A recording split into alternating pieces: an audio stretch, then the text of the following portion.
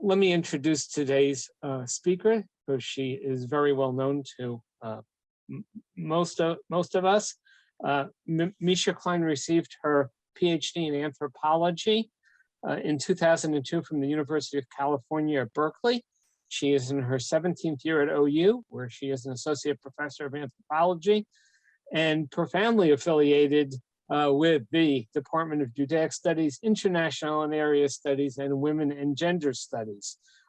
She chairs the Clyde Snow Social Justice Award Committee and is the recipient of many honors, including the 2019 Oklahoma Universal Human Rights Award and the 2021 OU Regents Award for Superior Teaching.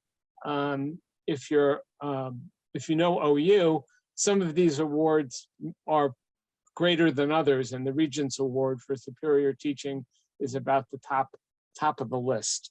Her primary research in Brazil addresses the relationship between ethnic and national identity with multicultural and transnational Jewish populations as her entry point into an exploration of the meanings of race, class, and belonging. Her book, Kosher Fuhoida, and other paradoxes of life in Sao Paulo is based on ethnographic fieldwork drawn on over 6 years of living and working in Berlin. It would be actually too much time to talk about all of her publications, so I'm not. Her current research is a collaboration with the historian Michael Gehrman from the Federal University of Rio de Janeiro, an interdisciplinary project that considers changing concepts of race in Brazil, the circulation of transnational discourses on race, Israel, Zionism and anti-Semitism, the shifting political landscape in Brazil, including the rise of an evangelical right wing, the reverberations among leftist activists, and the impact of all of this on Jewish identity and political participation in Brazil. It is always a great pleasure to hear from Misha Klein. And Misha, take it away. Thank you, Alan. And thank you to all of you for taking time out of your busy days and submitting yourselves to yet another Zoom presentation. I do want to also specifically thank Alan for his admirable leadership of the Schusterman Center and the program of Judaic and Israel Studies, and to Trice Hyman, who is an outstanding event organizer, including for this event. So thank you both. I also, as a preliminary, need to say that given the subject of my talk today, which is about racial justice and reparations for past wrongs, it is especially important that I acknowledge that I am speaking from the campus of the University of Oklahoma, and a place that was the traditional home of the Caddo Nation and the Wichita and affiliated tribes. But it wasn't just those two groups. It was also, this land was also this hunting ground and trade exchange point and migration route for other tribes, including the Apache, Comanche, Kiowa, and Osage nations. Today, the majority of the 39 tribes who make their home in what is now the state of Oklahoma are here as a result of settler and colonial policies that were specifically designed to confine and forcibly assimilate Native peoples and strip them of their culture. The treatment of Native Americans in North America both drew on and inspired other ethnocides and other genocides around the world.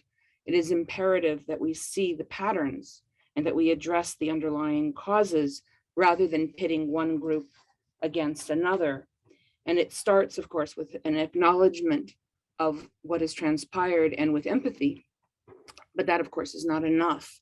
We must address the contemporary reverberations of past wrongs and seek to repair them.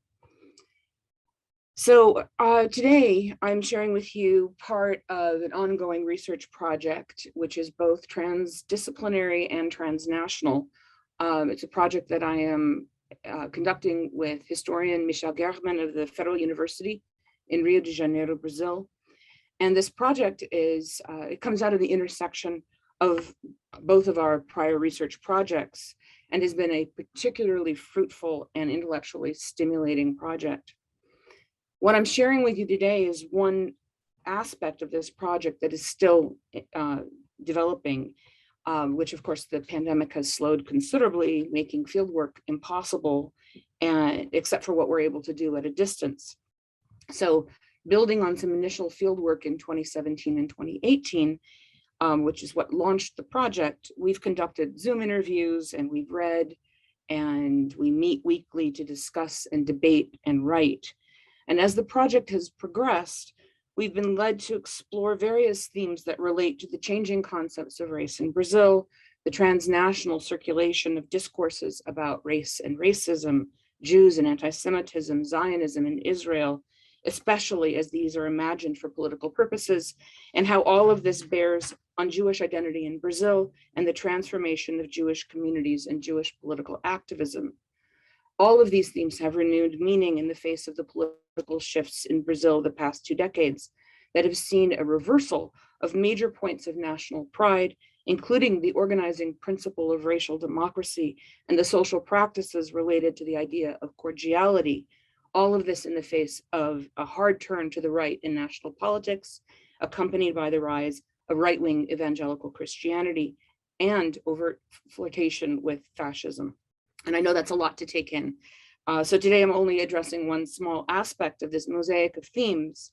My focus today is on the aftermath and the effects in Brazil of the UN-sponsored World Conference on Racism, Racial Discrimination, Xenophobia, and Racial Intolerance that was held in Durban, South Africa in 2001, just over 20 years ago, a conference that is often simply referred to as Durban. Of the many ways that I could frame today's talk, perhaps the best place is to start with an acknowledgement that within formal Jewish communities, the word Durban has become something akin to a cuss word, a trigger, a dog whistle, choose your metaphor. But I want to make clear from the outset that in discussing Durban, it's not my intention to offend or not, and neither to provoke, although I do enjoy a good provocation. Instead, my goal today is to try to disentangle conflicting experiences and meanings, and to try to decipher some of the projected meanings that the word Durban has come to carry. Though it is of great global significance, my specific interest in this conference has to do with the changes it engendered in Brazil, changes which are quite distinct from the effects of the conference elsewhere and largely separate from the symbolic meanings that the conference carries within mainstream Jewish communities outside of Brazil. Not being directly involved in such communities myself, until embarking on this avenue of exploration, I was largely ignorant of this other meaning. That is, I was unaware of the turbulent waters into which I was wading until my first conference presentation on the topic in 2018 in New York City, in a paper titled After Durban, Jews and Shifting Conceptions of Race in Post-Freirian Brazil. This was part of a panel on transnational discourses and tensions, race, identity, and belonging in Jewish Latin America. As the question and answer portion of the panel began, I was quite taken aback by the response of a member of the audience, someone I knew in passing from other conferences, and indeed someone I'd had dinner with the night before at the home of one of the conference organizers. He led off the questions at the end of the panel, his smartphone in hand, where he pulled up news reports from the conference 17 years prior. His outrage was palpable. It quickly became clear that he hadn't heard a word I said. So misplaced were his criticisms and so out of proportion was his indignation. Later at the conference dinner reception, I tried to talk to him, tried to clarify that no, in fact, I had not been defending the attacks on Israel that occurred at the conference, and especially at the parallel meetings of NGOs and the public protests that occurred outside the formal conference, where foul but quite familiar stereotypes about Jews were deployed and decidedly hostile statements were made about Israel. My talk was not about the conference in Durban at all, but about Brazil and the after effects of the conference, hence my paper title, After Durban. No amount of clarification about what I'd actually said could placate him. In fact, I don't think we've spoken since. The mere mention of Durban as anything other than a frontal attack on Jewish survival was apparently unforgivable. I hope you will offer me a little more forbearance.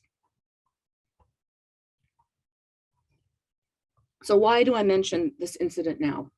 Because it alerted me to the fact that for some, the mere mention of the word Durban elicits such a strong emotional reaction that they're unable to engage in productive conversation. I subsequently learned that among mainstream Jews, the conference in Durban is practically synonymous with anti-Semitism. Indeed, I was reminded of all of this a few months ago around the 20th anniversary of the conference, when my colleague and research partner, Misha, with whom recounted to me a conversation that he'd had with the Israeli ambassador to Brazil, Daniel Zohar Zonshine, in which the ambassador discouraged us from participating in events having to do with Durban. This, he explained, was because Durban was the birthplace of contemporary anti-Semitism. However, this is patently untrue. Yes, the conference coincided with the Second Intifada, which unleashed intensified critiques of Israel's state policies with regard to the Palestinians. And yes, there were outrageous, frightening expressions of virulent hatred of Jews in Israel expressed at and around the conference. However, there were clear signs of rising anti-Semitism in the US and Europe well before the Second Intifada and the conference in Durban. As but one set of examples, I offer my fieldwork in Brazil, far from the US, Europe, and Israel and other centers of Jewish life and anti-Jewish hate. Indeed, Brazil has long prided itself for not having a history of organized anti-Semitism, in stark contrast to Argentina, its neighbor to the south. In fact, it is precisely because of anti-Israel and anti-Jewish violence in Argentina that security measures were implemented at Brazilian Jewish institutions, not because of an increase of anti-Jewish activity in Brazil, but because Jews are used to thinking in terms of the transnational flows of discourses and violence.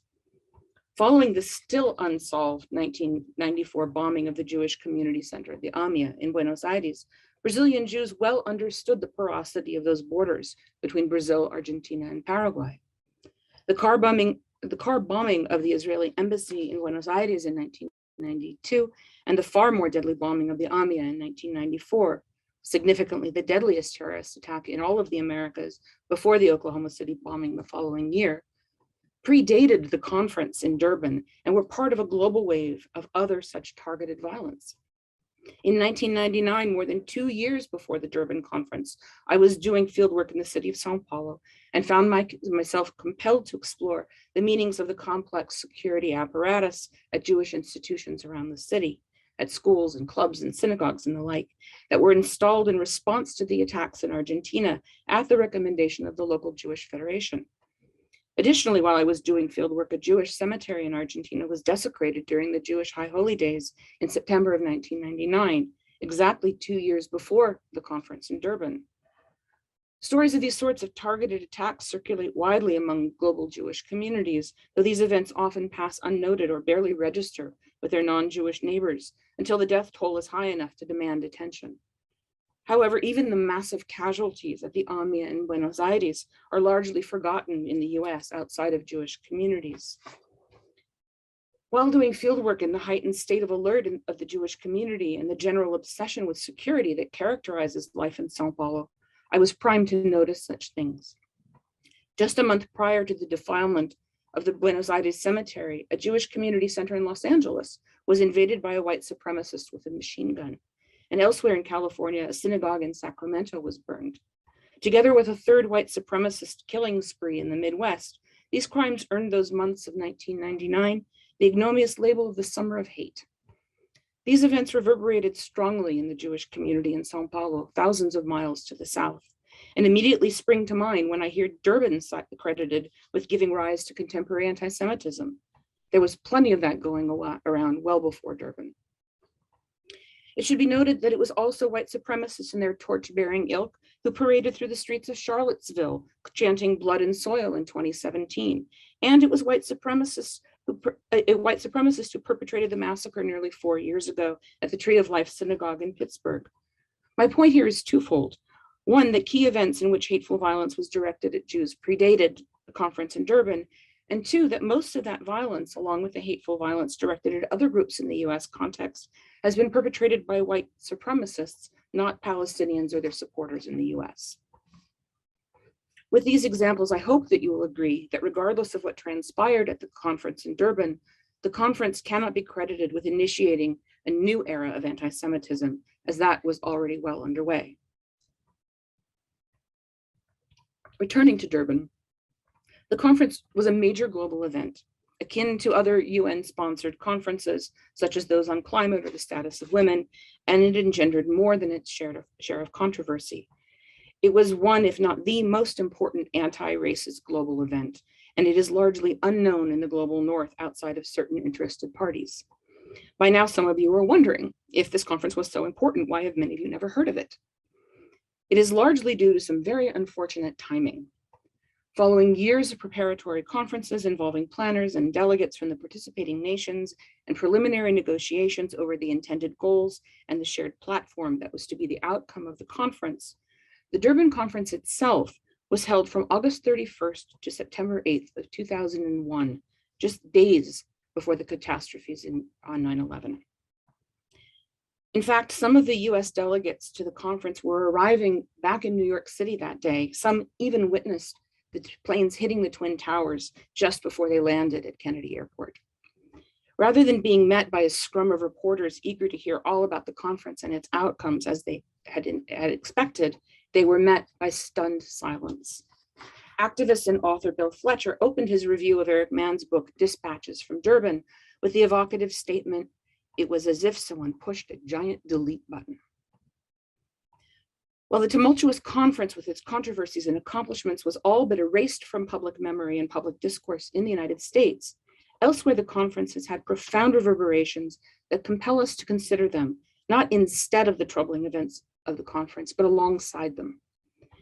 Heading into the conference, the agenda was focused much more on the concerns of the global South, those former colonies from which people, labor, and resources had been extracted on a massive scale over the centuries, leaving those nations depleted and in debt, even after independence. It was no accident that the conference was held in the new South Africa, still suffering the pangs of its rebirth after the brutal apartheid era, less than a decade after Nelson Mandela assumed the presidency of that newly hopeful nation. For Brazilian delegates like Benedita da Silva, South Africa was sacred land, Mandela's land, and just being there was tearfully emotional. To be in the new South Africa was especially powerful for Benê, as she's affectionately known, whose own life trajectory has taken her from deep poverty to a political career in the city of Rio de Janeiro, to national government where she became the first female senator, back to the state of Rio where she was the first Black woman to serve as governor, then back to federal government where, having overseen the preparations for the Durban conference, she later served in Lula's government. She explained that Durban also gave us something important, the knowledge that we are not alone in the world. For a variety of reasons, the conference largely focused on Africa, along with the continued effects of the transatlantic slave trade and the unacknowledged debts accrued by colonial and slaver states to both the descendants of those who were enslaved, as well as to the African nations from whom those people were stolen. Rather than thinking of poorer nations as debtors, many of at the conference sought to invert the relationship in recognition of the stolen land and unpaid forced labor upon which wealthier nations were built. Seen through that lens, wealthy nations are the debtor nations, while the poorer nations of the global South are owed for the ways in which they were depleted of people and resources. Rather than charity or help, the nations of the global South seek compensation. At the conference, there were 173 countries represented and 16,000 participants. The US and Brazil had the largest delegations at the conference, including delegates at the parallel NGO conference. This is common for the UN conferences, have a main conference, then they have a separate side conference for activists and NGOs, and often a whole lot of stuff happening outside the conferences as well. In addition to politicians and diplomats, both the US and Brazilian delegations included civil rights activists, with the Brazilian delegation including members and leaders of the Movimento Negro, or the Black movement. The original plan was for the Brazilian delegation to be led by a member of the diplomatic corps, but activists objected to being led in this effort by a white man and succeeded in having the delegation led by a Black woman, Edna Rola. This challenging collaboration between civil society and the state assured that the Brazilian delegation was heading into the conference in search of solutions to entrenched racial discrimination rooted in the transatlantic slave trade.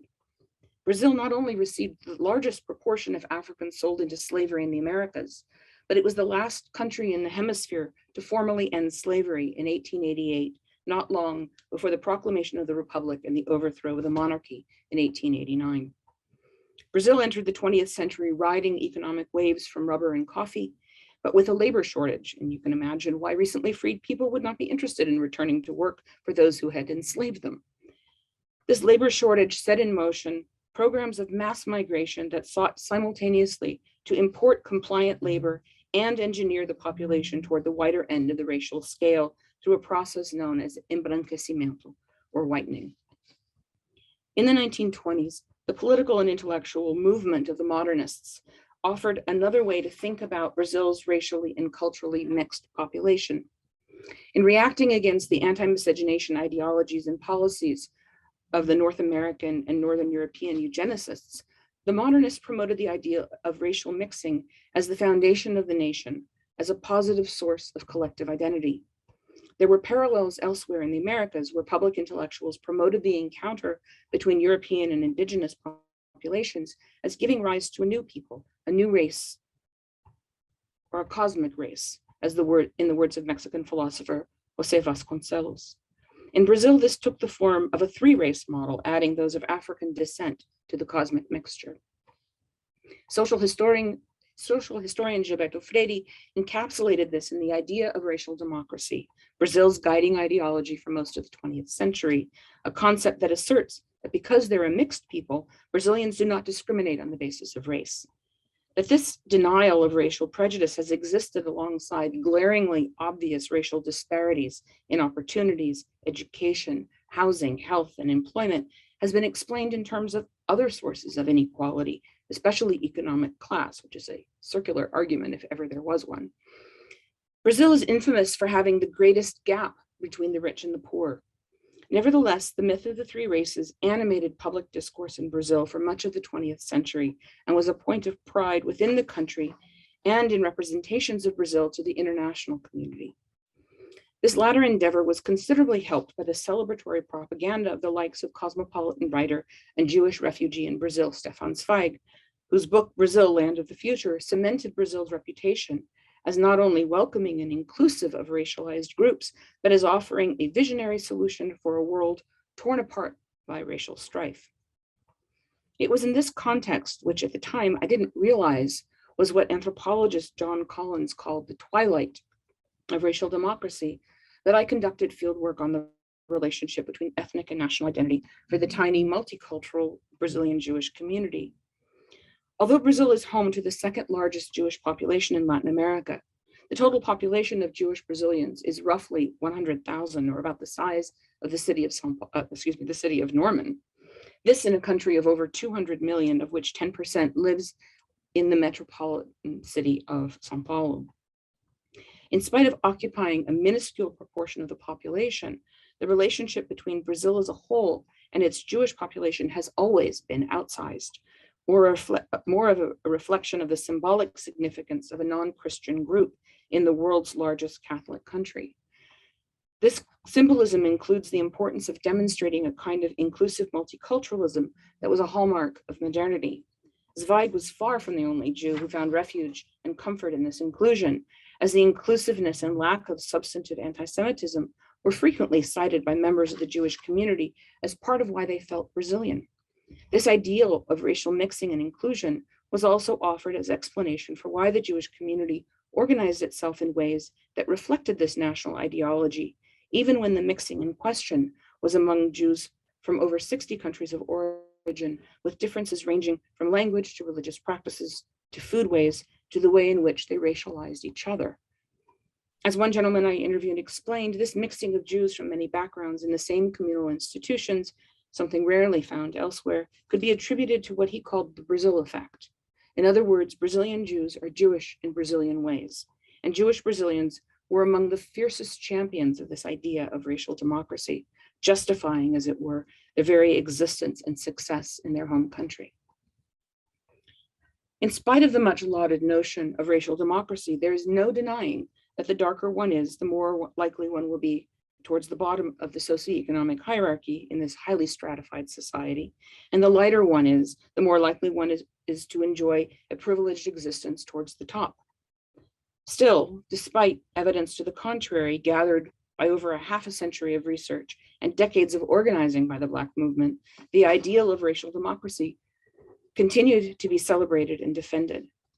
Rather than a description of reality, perhaps it is better to think of racial democracy as aspirational, as it is not quite adequate to say that it is false, as it underlays so much of popular national discourse and even policy.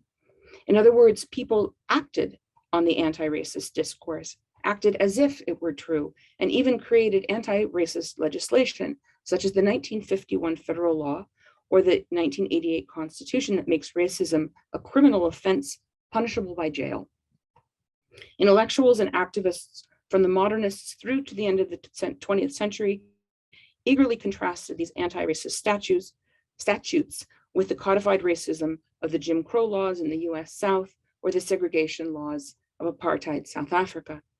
Nevertheless, despite the celebration of the idea of racial equality as a whole, Brazilian society continued to avoid facing the very evident reality of racial inequality, thereby avoiding any possibility of redressing it through education or public policy. So it was with enthusiasm the Brazilian planners for the Durban conference threw themselves into preparations. The conference offered an opportunity to formally acknowledge the generational effects of the transatlantic slave trade and explore options for redressing the entrenched inequalities that reproduce through many societal structures, including education and employment. This was the main goal of the conference, driven by independent nations in the global South that most fiercely felt the effects of extractive colonial and capitalist practices, and which understood the culturally constructed concept of race and the culturally catastrophic effects of racism as both causes and outcomes of the slave trade. Therefore, they sought to address the sources of structural racism and redress its societal effects. At the conference, the delegates participated in a watershed international discussion of racism and colonialism, including controversial issues such as reparations for slavery. The primary outcome of the Durban conference was the formal declaration that slavery and the slave trade are a crime against humanity, and that the people who were victims of these acts continue to be victims of their consequences. The final document has almost 180 clauses, not only outlined the contours of contemporary racism and xenophobia, but proposed solutions to be carried out by the participating states. In fact, the document declared, quote, "We firmly believe that the obstacles to overcoming racial discrimination and achieving racial equality mainly lie in the lack of political will, weak legislation, and lack of implementation strategies and concrete actions by states, as well as the prevalence of racist attitudes and negative stereotyping." Inspired and energized, the Brazilian delegates returned from Durban with an acknowledgement of the country's historical and structural racial inequalities and with concrete proposals for addressing racial inequality on a national scale. In response, the Cardoso government created the Special Agency for the Promotion and Protection of Racial Equality. Within 2 years under the Lula government, this entity was upgraded to the Ministry for the Promotion and Protection of Racial Equality. Among the most controversial and far-reaching proposals to be implemented in Brazil was the creation of a quota system for low-income and students of color in higher education, which began at the State University of Rio de Janeiro. The quota system was widely criticized as importing foreign ideas of race, such as those of South Africa and the United States, thereby introducing rigid racial categorization and racial prejudice into the Brazilian system of fluid racial categories that reflected other social categories and not just ancestry. However, the quota system, which quickly expanded to the nation's extensive and prestigious federal university system and to federal employment, recognized a different sort of binary. Rather than a black-white binary, they employed a white-non-white binary. The system also accounted for indigenous Brazilians, especially in the areas of the North and Center West, where there are significant indigenous populations. Another part of the public discussion that followed the Durban conference related to the ways that the Israeli-Palestinian conflict erupted at the conference. The Palestinian delegates and their supporters wanted the conference to collectively denounce Israel as an apartheid state and Zionism as fundamentally racist. The Israeli, US, and Western European delegations left the conference in protest. Unfortunately, although unintended, this effectively reproduced the very unequal North-South colonizer-colonized pattern to which the Palestinian delegates sought to draw attention. In the end, none of the proposed language that was directly critical of the state of Israel was included in the final document. With passages that acknowledge the suffering of many specific peoples around the globe, including Roma and indigenous peoples, the final document expressed concerns for the well-being and safety of both Jews and Palestinians and acknowledged the rise of racial hatred globally. Specifically, one passage stated, quote, "We recognize with deep concern the increase in anti-Semitism and Islamophobia in various parts of the world, as well as the emergence of racial and violent movements based on racism and discriminatory ideas against Jewish, Muslim, and Arab communities." Again, this was days before 9/11. It only got worse. Another passage stated, quote, "We are concerned about the plight of the Palestinian people under foreign occupation. We recognize the inalienable right of the Palestinian people to self-determination and to the establishment of an independent state, and we recognize the right to security for all states in the region, including Israel, and call upon all states to support the peace process and bring it to an early conclusion." The document also condemned Nazism and fascism and made no mention of Zionism, a decision made after the exit of the US and Israeli delegations. Through the collective process, the conference delegates rejected the targeting of specific groups or states. However, it is of utmost significance that in exiting the conference, these delegations from the global north did not participate in the declaration of slavery as a crime against humanity, nor on policy recommendations for the implementation of racial quotas and reparations. Further, for many from the global south who had spent years preparing for this conference, the split over the question of Israel and Palestine hijacked the important primary agenda that was focused on redressing racism and it ended up undermining their efforts. The anti-Jewish rhetoric and imagery were ugly, and they overshadowed the important work that was actually accomplished at the conference, even without the participation of all of the delegations. It is also unfortunate that those who did not participate in the final declaration are therefore not obligated to uphold the collectively arrived upon decisions. Or perhaps, as some have suggested, this was not merely an unfortunate outcome, but a deliberate diversion so that those nations that benefited directly from the slave trade could not be formally held accountable. In other words, some have suggested that the entire walkout was far more cynical than it was righteous, using the specter of anti-Semitism as an excuse to not engage substantively with the question of systemic and structural racism. As noted, although some delegates proposed that Zionism be declared a form of racism, this did not make it into the final document and was never voted on. Nevertheless, this wedge issue has repercussions that are felt until today.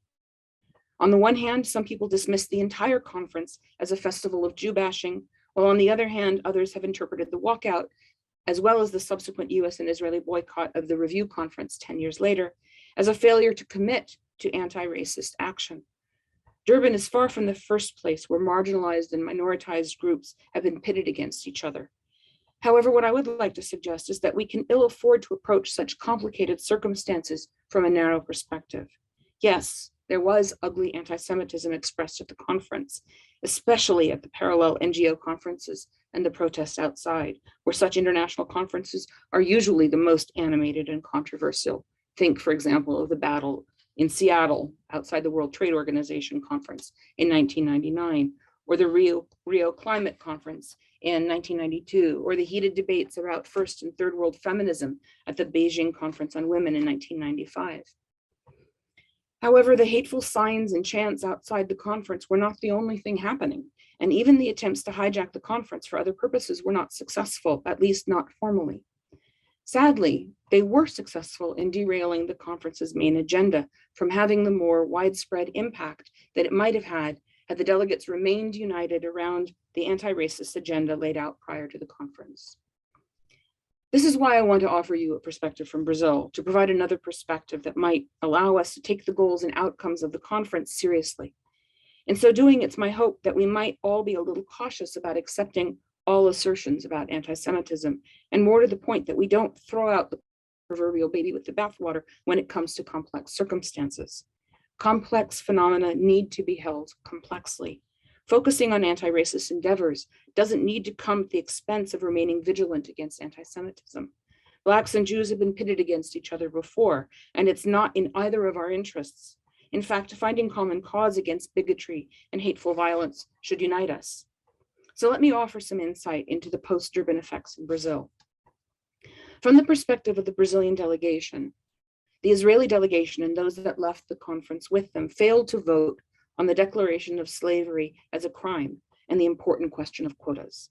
Back in Brazil, this created new tensions between activists of African and Jewish descent. For Afro-Brazilians, this moment set up a new configuration of the racial question in Brazil. Flipping a long-held point of pride on its head, those who continued to embrace the notion of racial democracy were no longer seen as anti-racists as before, but rather as apologists for the established order of profound racial inequality. Furthermore, as a direct consequence of the North-South break at the conference, Israelis, and by extension all Jews, were problematically recast as indisputably white and therefore aligned with the colonial legacy of Europe, regardless of ancestry or the complicated history of the Jewish diaspora. As long as the ideological experiment of racial democracy was unchallenged, Jews were one more group folded into the Brazilian nation, Brazilian like everyone else, participating as equals. However, when white and black no longer represent colors along a spectrum, but became understood as clearly defined racial categories, the implications for Jews, who are perennially non-white whites, had to be negotiated. Since the mainstream Jewish community continued to embrace the ideal of racial democracy, in large part because it is how they understood their acceptance into Brazilian society, this reinforced the characterization of Jews as white and European in both the Brazilian context and internationally. In this, there was a pre-existing transnational discourse that conflates Jews with Israel and Israel with settler colonialism that circulates widely among both activists and academics. Brazilian activists easily tapped into this discourse in spite of not having a history of circulating such ideas, nor with organized anti-Semitism. Among Jews in Brazil, the response was multiple and contradictory. While the mainstream and formal Jewish community continued to support Israel uncritically, they also did not resist this characterization of themselves as white in the new racial economy of Brazil. Being pro-Israel and white went together seamlessly. However, for those Jews who were not formally connected to the organized Jewish community, including many leftist activists, this new racial economy challenged their ability to act in solidarity, having been cast as belonging to a racial group with a new valence. To have a voice in this new economy, they employed the language of race. As Jews, and now as white with new meaning, they sought to distance themselves further from Israeli state policy and therefore the formal Jewish community. Accepting the new racial economy was transformed in their case into a sign of solidarity with Black people in Brazil. Another group of activists sought to position themselves within this racial discourse by emphasizing the Holocaust as a point of connection with Black suffering, and in doing so embraced the perspective of the Holocaust as a uniquely Jewish phenomenon. They asserted that the Holocaust represented the greatest suffering because it was a system of extermination on the basis of racial prejudice. In the new racial economy, these Brazilian Jews asserted the Holocaust as a political resource, which made it possible for Jews to be included as a racial group in the new federal agency dedicated to combating racial prejudice. In 2003, anti-Semitism was added to the federal anti-discrimination statute of the Constitution as a form of racial discrimination, punishable by law. In other words, the new racial economy made it possible to address anti-Semitism not just as another form of prejudice, but as another form of racial prejudice. The connections being made were on the basis of parallel experiences of racial exclusion and suffering. Part of what I find striking and frankly unnerving about this is that in spite of a century of anthropological research rejecting the notion that Jews are a race, and despite the knowledge that the pernicious idea of race has been used repeatedly to target Jews, many Jews seem to have forgotten these dangers and are embracing the notion of being racially distinct. In the lead article to the 1939 inaugural issue of the journal Jewish Social Studies, anthropologist Franz Boas cautioned that the existence of a cultural personality embracing a whole race is at best a poetic and dangerous fiction. Perhaps the best place that I can leave these considerations is by returning to Oklahoma and to other parts of the United States where other dangerous fictions have been unleashed in public discourse and public education. In the face of the misguided hysteria about so-called critical race theory and increasing calls for book banning and other measures straight out of the fascist playbook, we would do well to consider the declarations that emerged from the Durban conference, including this, quote, "We emphasize the importance and necessity of teaching about the facts and truth of the history of humankind from antiquity to the recent past, as well as of teaching about the facts and truth of the history, causes, nature, and consequences of racism, racial discrimination, xenophobia, and related intolerance, with a view to achieving a comprehensive and objective cognizance of the tragedies of the past." And finally, we emphasize that remembering the crimes or wrongs of the past, wherever and whenever they occurred, unequivocally condemning its racist tragedies and telling the truth about history are essential elements for international reconciliation and the creation of societies based on justice, equality, and solidarity. So to finish, let this be a reminder that while negotiations for these projects may be messy and uncomfortable, they're worthwhile. If we seek perfection, we will fail to achieve justice. Instead, we have to head directly into these endeavors for justice and not allow them to be derailed by those with contrary agendas. This means actively fighting against hate in all forms and actively fighting for the rights and well-being of all. Thank you very much.